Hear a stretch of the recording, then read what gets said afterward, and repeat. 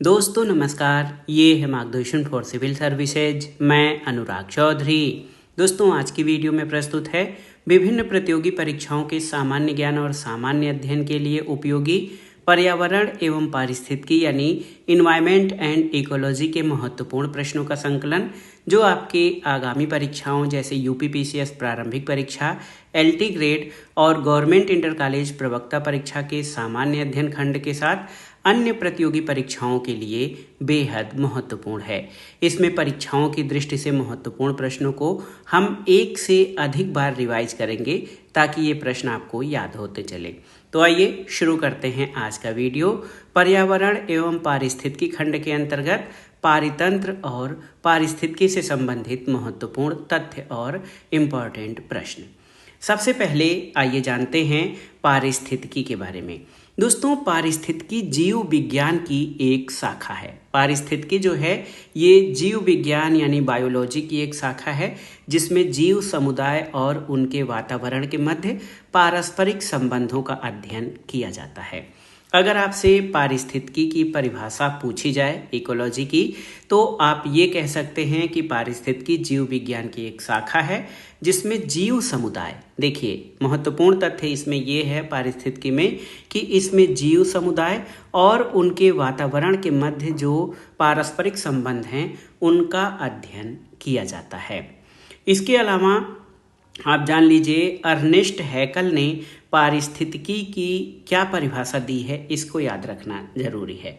Ernest हैकल, दोस्तों Ernest हैकल ने 1869 में ये परिभाषा दी है कि जीवधारियों के कार्बनिक और अकार्बनिक वातावरण और पारस्परिक संबंधों के अध्ययन को पारिस्थितिकी या परिस्थिति विज्ञान या इकोलॉजी कहते हैं। याद रखिएगा, पारिस्थितिकी की परिभाषा अर्नेस्ट हैकल के द्वारा दी गई है। इसमें उन्होंने जीवों के कार्बनिक और अकार्बनिक वातावरण और उनके पारस्परिक संबंधों के अध्ययन को पारिस्थितिकी या पारिस्थिति विज्ञान कहा है। इसके अलावा आप देखिए जीव और उसके बाहरी वातावरण के बीच एक सक्रिय संबंध होता है। आप ये जान लीजिए कि जीवधारी और उसका जो वातावरण होता है, यानी जिस वातावरण में जिस परिवेश में वो होता है, उनके बीच एक सक्रिय संबंध होता है जिसको कि हम पारस्परिक संबंध कहते हैं। यानी एक दूसरे से ये प्रभावित भी होते हैं और एक दूसरे को प्रभावित भी करते हैं। पारिस्थितिकी शब्द का प्रयोग किसने किया है? तो कई स्रोतों में पारिस्थितिकी शब्द का प्रयोग सबसे पहले 1865 में हैंस रेटर को कहा गया है। लेकिन अभी तक हम लोग अर्नेस्ट हैकल को पढ़ रहे थे कि अर्नेस्ट हैकल ने पारिस्थितिकी शब्द का प्रयोग किया था।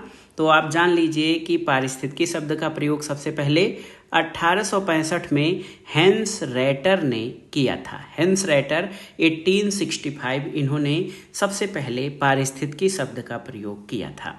और अर्नेस्ट हैकल ने पारिस्थितिकी यानी इकोलॉजी शब्द का प्रयोग किस नाम से किया? ओइकोलॉजी। देखिए बहुत ही महत्वपूर्ण है, अर्नेस्ट हैकल ने पारिस्थितिकी शब्द का प्रयोग ओइकोलॉजी के नाम से किया है। ओइकोलॉजी। अगला है देखिए यूजीन ओडम। यूजीन ओडम एक विचारक हैं। यूजीन ओडम 1963 में इन्होंने पारिस्थितिकी की जो परिभाषा दी है उसमें ये कहा है कि पारिस्थितिकी प्रकृति की संरचना और प्रक्रिया का अध्ययन है। ये भी बहुत ही महत्वपूर्ण परिभाषा है यूजीन ओडम के द्वारा। इन्होंने कहा है कि पारिस्थितिकी प्रकृति की संरचना और प्रक्रिया का अध्ययन है।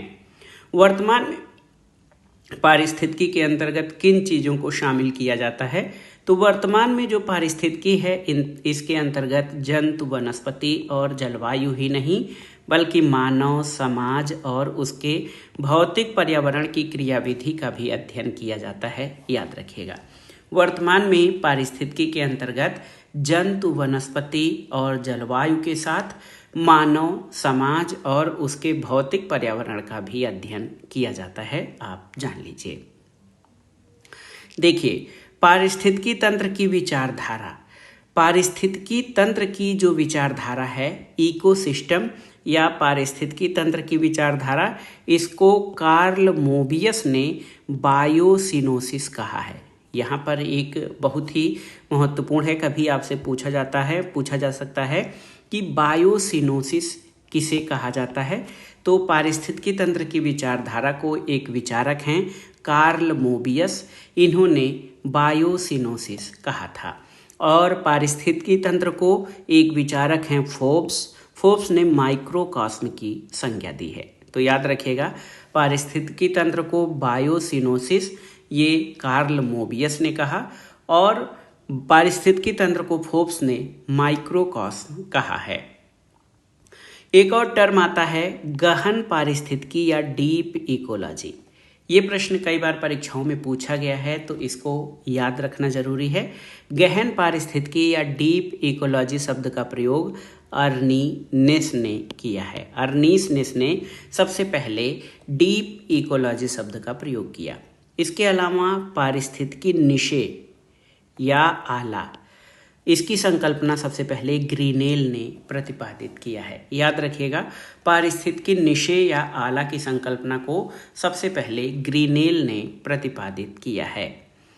अब आइए जैव मंडल के बारे में जानते हैं। जैव मंडल बहुत ही महत्वपूर्ण धारणा है और बार बार ये शब्द प्रयोग में भी आता है, जैव मंडल या बायोस्फीयर। तो बायोस्फीयर क्या है, आप जान लीजिए कि बायोस्फीयर मिट्टी, शैल, जल और वायु से बनी हुई एक परत है। बायोस्फीयर क्या है, मिट्टी, शैल, जल और वायु से बनी हुई एक परत है। और जैव मंडल पृथ्वी के चारों ओर आवरण मंडल के रूप में व्याप्त सबसे बड़ा पारिस्थितिकी तंत्र है। ये बहुत ही महत्वपूर्ण है दोस्तों। जैव मंडल जैसा इसके नाम से ही स्पष्ट है कि ये जीवधारियों से संबंधित है और मिट्टी, शैल, जल और वायु से बनी हुई एक परत है। और जैव मंडल पृथ्वी के चारों ओर आवरण मंडल के रूप में व्याप्त सबसे बड़ा पारिस्थितिक तंत्र है। जैव मंडल जीवित जीव यानी लिविंग ऑर्गेनिज्म से संबंधित है। जैव मंडल जीवों का भरण पोषण करता है। ये भी बहुत ही महत्वपूर्ण तथ्य है आपके लिए। जैव मंडल एक आधारभूत ग्रहीय तंत्र यानी बेसिक ग्लोबल सिस्टम होता है। और पारिस्थितिक तंत्र में जैविक यानी बायोटिक और अजैविक यानी एबायोटिक दोनों संघटक स्थित होते हैं। याद रखिएगा, जैव मंडल मिट्टी, शैल, जल और वायु से बनी परत है और ये पृथ्वी के चारों ओर आवरण मंडल के रूप में व्याप्त सबसे बड़ा पारिस्थितिक तंत्र है और ये जीवधारियों से संबंधित है। जैव मंडल जीवों का भरण पोषण करता है। पारिस्थितिक तंत्र में जैविक और अजैविक दो संघटक होते हैं, याद रखिएगा। अब इसके बाद आइए देखते हैं पारिस्थितिक तंत्र के अंतर्गत जैविक संघटकों को कितने भागों में विभाजित किया जाता है। पारिस्थितिक तंत्र में दो संघटक होते हैं, बायोटिक यानी जैविक और एबायोटिक यानी अजैविक। और इसके अंतर्गत जो जैविक संघटक होते हैं इसको भी दो भागों में विभाजित किया जाता है। एक तो स्वपोषित संघटक और दूसरे परपोषित संघटक। स्वपोषित यानी ऑटोट्रॉफिक कंपोनेंट्स। स्वपोषित संघटक जो ऑटोट्रॉफिक कंपोनेंट्स होते हैं ये सभी प्रकार के हरे पेड़ पौधे और शैवाल होते हैं जो कि प्रकाश संश्लेषण या रसायन संश्लेषण के द्वारा अपना आहार या भोजन स्वयं बनाते हैं।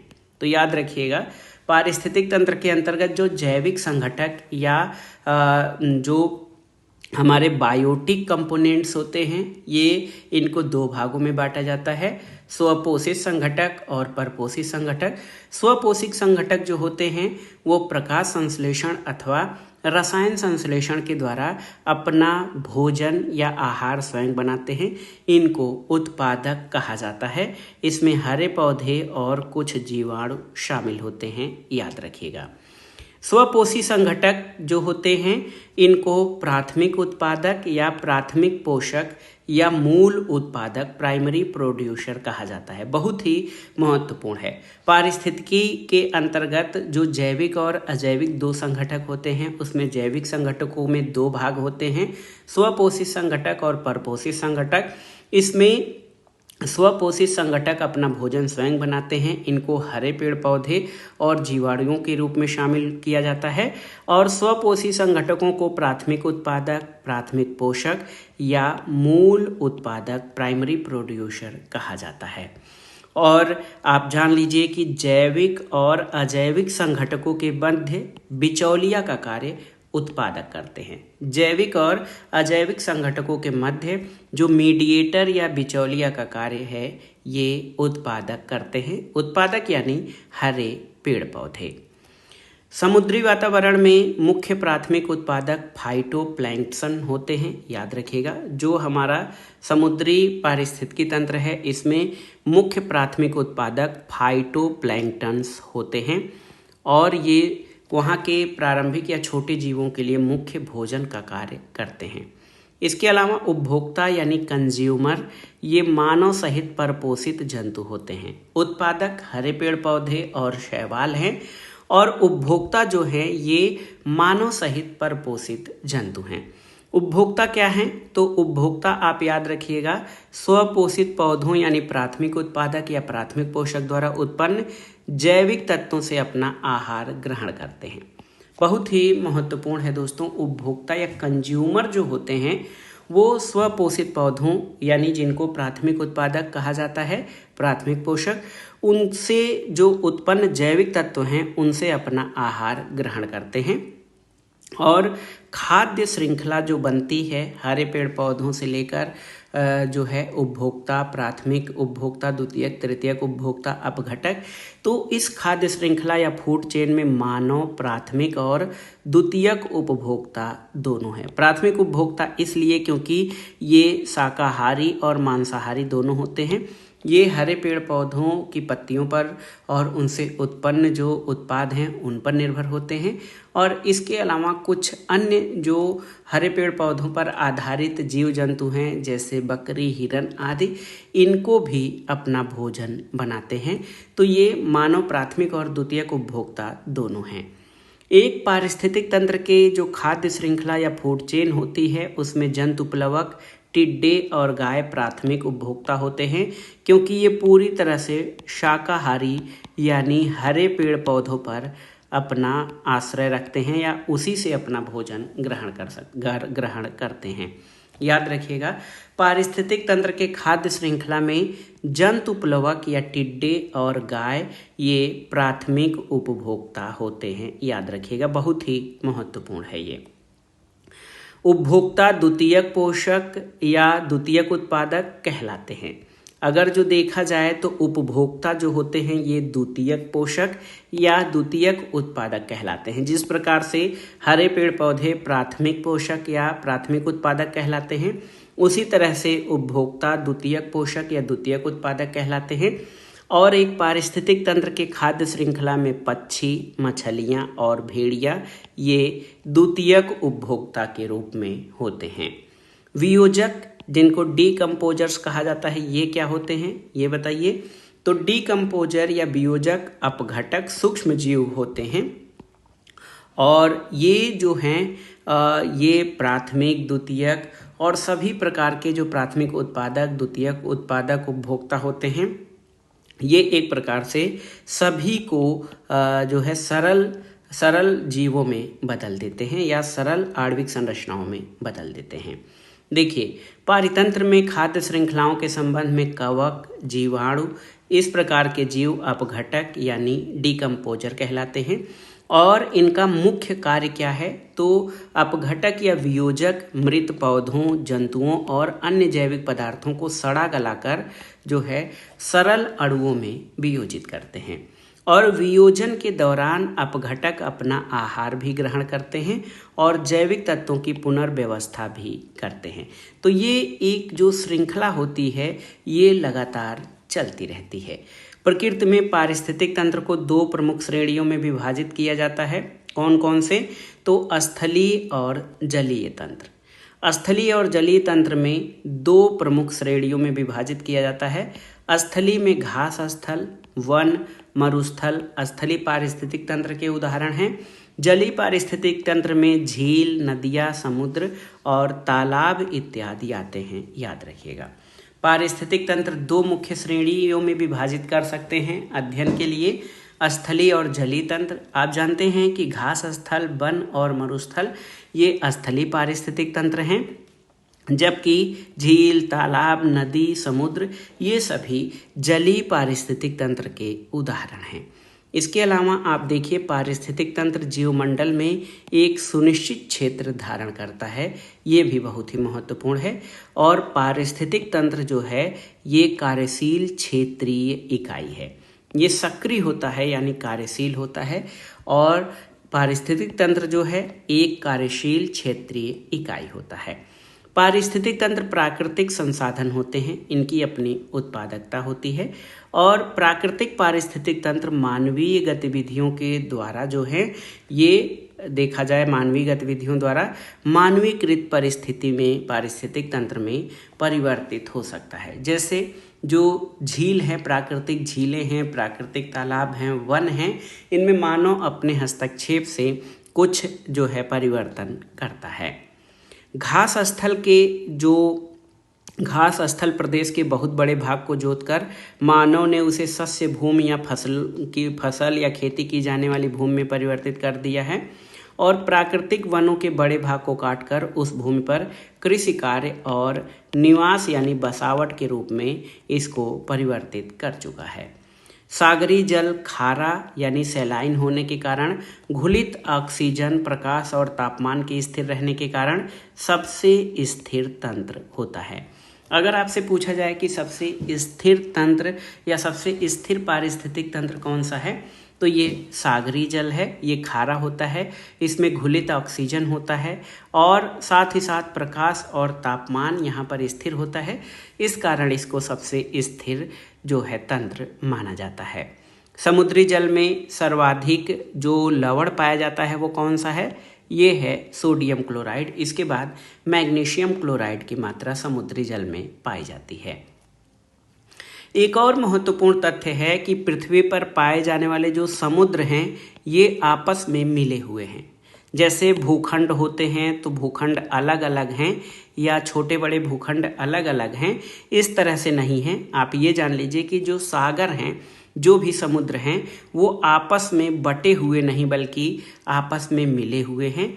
जैसा कि स्थलीय महाद्वीपों के बीच देखने को मिलता है, स्थलीय महाद्वीप एक दूसरे से कटे हुए हैं या अलग हैं, जबकि जो समुद्र हैं वो आपस में मिले हुए हैं, बटे हुए नहीं।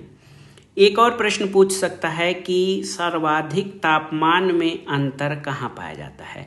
तो आप जान लीजिए ध्रुव और भूमध्य रेखा। ध्रुव और भूमध्य रेखा पर सर्वाधिक तापांतर पाया जाता है। यहाँ पर हमारा नॉर्थ पोल और यहाँ पर साउथ पोल स्थित है। नॉर्थ पोल में तापमान माइनस में होता है, जबकि जो हमारा इक्वेटर या भूमध्य रेखा है यहाँ पर सर्वाधिक तापमान पाया जाता है। तो सबसे अधिक तापमान जो है वो ध्रुवों और भूमध्य रेखा के बीच इनका अंतर सर्वाधिक पाया जाता है। और किसी भी पारिस्थितिक तंत्र का समय इकाई के संदर्भ में पर्यवेक्षण किया जाता है। पारिस्थितिक तंत्र का पर्यवेक्षण जो है, याद रखिएगा, ये टाइम यूनिट के संदर्भ में किया जाता है। और किसी पारिस्थितिक तंत्र के संचालन हेतु ऊर्जा की आवश्यकता होती है, याद रखिएगा। किसी भी पारिस्थितिक तंत्र या इकोसिस्टम के संचालन के लिए ऊर्जा की आवश्यकता होती है। बिना ऊर्जा के कोई भी पारिस्थितिक तंत्र संचालित नहीं हो सकता है। ये ऊर्जा कहाँ से आती है? तो ये ऊर्जा खाद्य पदार्थों के माध्यम से पहुँचती है। जीव जो है खाद्य पदार्थों के माध्यम से ये ऊर्जा प्राप्त करते हैं। और खाद्य या फूड किसे कहते हैं? तो ऐसे पदार्थ जिनके ऑक्सीकरण के बाद जीवधारियों को ऊर्जा मिलती है उसको खाद्य पदार्थ कहा जाता है। आप जानते हैं कि पौधे अपना भोजन स्वयं निर्मित करते हैं, ये स्वयं पोषी होते हैं। सूर्य के प्रकाश में हरे पेड़ पौधे जो है सूर्य के प्रकाश में वायुमंडल में उपस्थित कार्बन डाइऑक्साइड और जल की मदद से ये ग्लूकोज और ऑक्सीजन का निर्माण करते हैं। ग्लूकोज जो है ये पौधों के भोजन के रूप में संचित होता है। जंतु जो है वो अपने खाद्य के लिए पौधों पर निर्भर होते हैं। खाद्य श्रृंखला विभिन्न प्रकार के जीवधारियों का एक ऐसा क्रम होता है जिससे किसी पारिस्थितिक तंत्र में ऊर्जा का प्रवाह होता रहता है। याद रखिएगा, ऊर्जा का प्रवाह किसी भी पारिस्थितिक तंत्र के संचालन के लिए बहुत जरूरी है और पारिस्थितिक तंत्र तभी संचालित हो सकता है जब उसमें ऊर्जा हो। ऊर्जा खाद्य पदार्थों से मिलती है। खाद्य पदार्थों का जो प्राथमिक स्रोत है, ऊर्जा का प्राथमिक स्रोत कौन सा है, आपको ये जानना जरूरी होगा। ऊर्जा का प्राथमिक स्रोत जो है वो सूर्य है, क्योंकि सूर्य ही वो तत्व है या सूर्य का प्रकाश ही वो कारक है जिसके द्वारा हरे पेड़ पौधे अपना भोजन बनाते हैं और जंतु जो हैं उसमें मानव सहित तमाम जीव जंतु हैं अपने खाद्य के लिए पौधों पर निर्भर करते हैं। और खाद्य श्रृंखला क्या है, विभिन्न प्रकार के जीवधारियों का ऐसा क्रम है जिससे किसी पारिस्थितिक तंत्र में ऊर्जा का प्रवाह होता है। और एक तथ्य और आप याद रखिएगा कि जीवों के द्वारा ऊर्जा का जो प्रवाह होता है वो यूनिडायरेक्शनल यानी एक दिशीय होता है। अब आइए बहुत ही महत्वपूर्ण है एक टर्मिनोलॉजी है आर्टकोलॉजी। आर्टकोलॉजी क्या होता है, तो याद रखिएगा आर्टकोलॉजी इसके अंतर्गत किसी एक प्रजाति का उसके अपने पर्यावरण के जीवित और निर्जीव कारकों के साथ संबंधों का अध्ययन आर्टकोलॉजी शाखा में किया जाता है। 10% का नियम किसके द्वारा दिया गया, तो एक विचारक हैं लिंडमैन, इन्होंने 10% रूल दिया था। 10% रूल क्या है, तो 10% रूल ये है कि एक पोषण स्तर से दूसरे पोषण स्तर तक ऊर्जा का 10% भाग ही ट्रांसफर होता है यानी स्थानांतरित होता है। और आप जान लीजिए कि हरे पौधे सूर्य के प्रकाश का उपयोग करके प्रकाश संश्लेषण क्रिया द्वारा अपना भोजन या आहार स्वयं निर्मित करते हैं और ये प्रक्रिया हरे पेड़ पौधों में क्लोरोफिल वर्णक होता है जिसको क्लोरोफिल लवक कहते हैं, इसकी सहायता से प्रकाश संश्लेषण करते हैं। और ऐसे पदार्थ जिनके ऑक्सीकरण के पश्चात जीवधारियों को ऊर्जा प्राप्त होती है वो खाद्य पदार्थ कहे जाते हैं। जब कुछ प्रदूषक यानी पोल्यूटर आहार श्रृंखला के साथ सांद्रता में बढ़ते जाते हैं, ऊतकों में जमा हो जाते हैं, तो इसको जैविक आवर्धन की घटना कहा जाता है। याद रखिएगा, जैविक आवर्धन, कुछ अवांछनीय पदार्थ खाद्य श्रृंखला के साथ बढ़ते हैं और जीवों के ऊतकों में जमा हो जाते हैं, तो इसको जैविक आवर्धन कहा जाता है। लेंटिक आवास किसे कहते हैं, तो स्थिर पानी वाले जलीय आवास को लेंटिक आवास कहा जाता है और इसमें तालाब और दलदल जो हैं वो लेंटिक आवास के उदाहरण कहे जाते हैं। इसके अलावा आप देखिए कि लिम्नेटिक क्षेत्र पानी का खुला हुआ क्षेत्र होता है। पानी के खुले क्षेत्र को क्या कहते हैं, लिम्नेटिक क्षेत्र। याद रखिएगा, लिम्नेटिक क्षेत्र में पादप प्लवक की अधिकता में वृद्धि होती है। और एक टर्म आता है इकोलॉजिकल फुटप्रिंट यानी पारिस्थितिक पदछाप। तो पारिस्थितिक पदछाप क्या होती है, इसको जानना जरूरी है। तो इसकी परिभाषा है, सीधे सीधे परिभाषा प्रश्न में पूछता है, तो एक मनुष्य के जीवन को पूर्ण रूप से धारण करने के लिए आवश्यक न्यूनतम भूमि को पारिस्थितिक पदछाप या इकोलॉजिकल फुटप्रिंट कहते हैं। पारिस्थितिक पदछाप के माप की इकाई भूमंडलीय हेक्टेयर या ग्लोबल हेक्टेयर होता है। याद रखिएगा, पारिस्थितिक पदछाप एक मनुष्य के जीवन को पूर्ण रूप से धारण करने के लिए आवश्यक न्यूनतम भूमि पारिस्थितिक पदछाप कहा जाता है और इसका इकाई या मात्रक भूमंडलीय हेक्टेयर है। देखिए, पिक्नोक्लाइन किसे कहते हैं, एक टर्म है पिक्नोक्लाइन। तो किसी जल निकाय में घनत्व प्रवणता को पिक्नोक्लाइन कहते हैं। हेलोक्लाइन क्या है, तो किसी जल निकाय में लवणता प्रवणता को हेलोक्लाइन कहा जाता है। याद रखिएगा। थर्मोक्लाइन, ये एक टर्म पूछा जा सकता है आपसे परीक्षा में। तो किसी जल निकाय में गहराई के साथ तापमान परिवर्तन को थर्मोक्लाइन कहा जाता है। 3 टर्म यहाँ पर आपको मिला। पिक्नोक्लाइन ये जल निकाय की घनत्व प्रवणता को दर्शाता है, हेलोक्लाइन जल निकाय की लवणता प्रवणता को दर्शाता है और गहराई के साथ तापमान परिवर्तन को दर्शाने वाला टर्म थर्मोक्लाइन होता है। इसके अलावा आप जान लीजिए भौतिक वातावरण में किसी समुदाय का समय के साथ रूपांतरण पारिस्थितिक अनुक्रमण कहलाता है। पारिस्थितिक अनुक्रमण भौतिक वातावरण में किसी समुदाय का समय के साथ रूपांतरण पारिस्थितिक अनुक्रमण कहलाता है। अनुक्रमण या सक्सेशन की सबसे पहले परिभाषा एफ क्लीमेंट के द्वारा दी गई थी। याद रखिएगा, एफ क्लीमेंट ने पारिस्थितिक अनुक्रमण की परिभाषा दी है। मोनोक्लाइमेक्स या एकल चरम, इस सिद्धांत का प्रतिपादन एफ क्लीमेंट ने किया था, जिन्होंने पारिस्थितिक अनुक्रमण के सिद्धांत का प्रतिपादन किया था। अनुक्रमण क्या है? तो अनुक्रमण वह प्राकृतिक विधि है जिसके अंतर्गत एक ही निहित अथवा निश्चित स्थान पर एक विशेष समूह दूसरे समूह द्वारा विस्थापित हो जाता है। अनुक्रमण या सक्सेशन वह प्राकृतिक विधि है जिसके अंतर्गत एक ही निहित तथा निश्चित स्थान पर एक विशेष समूह दूसरे समूह द्वारा विस्थापित हो जाता है। अब एक क्रियाविधि है इन सीटू संरक्षण और एक्स सीटू संरक्षण। तो राष्ट्रीय उद्यान जो हमारे नेशनल पार्क होते हैं उसमें आनुवांशिक विविधता का रख रखाव इन सीटू संरक्षण के द्वारा किया जाता है। याद रखिएगा, जैव विविधता को किसी पर्यावरण में विभिन्न प्रजातियों की श्रेणी में परिभाषित किया जाता है। जैव विविधता या बायोडाइवर्सिटी जो है ये किसे कहते हैं, इसकी परिभाषा तो किसी पर्यावरण में विभिन्न जीव जंतु और जो पेड़ पौधे हैं उनकी विभिन्न प्रजातियों की विविधता को जैव विविधता कहा जाता है। जैव विविधता को अल्फा, बीटा और गामा नामक श्रेणियों में विभाजित करके अध्ययन किया जाता है। अल्फा श्रेणी की विविधता, बीटा श्रेणी की विविधता और गामा श्रेणी की विविधता ये जैव विविधता के अध्ययन की सुविधा के लिए बनाया गया है। और अल्फा, बीटा, गामा नामक श्रेणियों में एक विचारक हैं व्हिटेकर, इन्होंने विभाजित किया था जैव विविधता को। जीवोम किसे कहते हैं? तो जीवोम एक बृहद भौगोलिक क्षेत्र होता है जिसमें पौधों और जानवरों के समुदाय शामिल होते हैं। याद रखिएगा, जीवोम।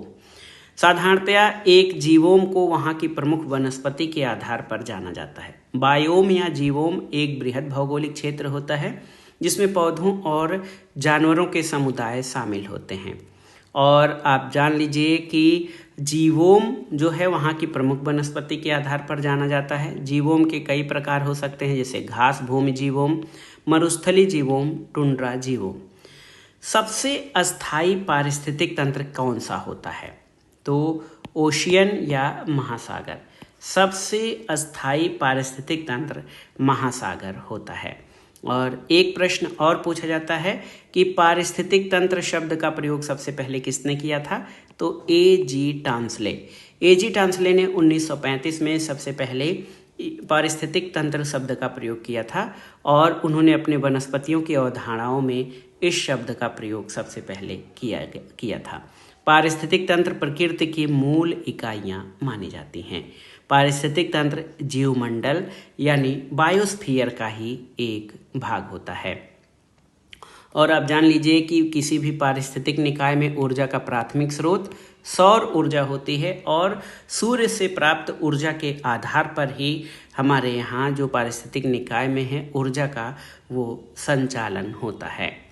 आप जान लीजिए कि स्थलीय पारिस्थितिक तंत्र में जैव भार का पिरामिड सीधा होता है। पारिस्थितिक तंत्र, आप याद रखिएगा दोस्तों, पारिस्थितिक तंत्र एक खुला तंत्र होता है, बहुत ही महत्वपूर्ण है।